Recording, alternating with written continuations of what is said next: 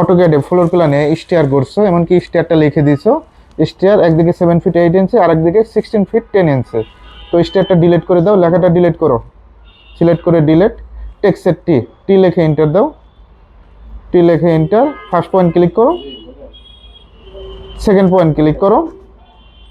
এখান থেকে আমাদের যে কাজটা করতে হবে, এখান থেকে মেজারমেন্টটা দিয়ে দাও। মেজারমেন্ট কত ইঞ্চি দিবা? ওকে। এখন আমাদের যে কাজটা করতে হবে, এখান থেকে কালারটা চেঞ্জ করো। ওকে, এখানে স্টিয়ার লেখো, স্টিয়ার এন্টার।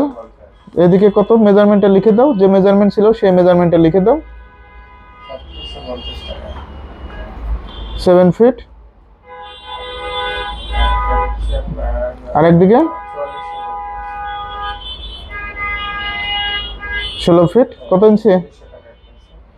যে ইঞ্চি থাকবে সেই ইঞ্চি লিখে দিবা। 16 ফিট 5 ইঞ্চি না কত ইঞ্চি ছিল? 5 ইঞ্চি। ওকে।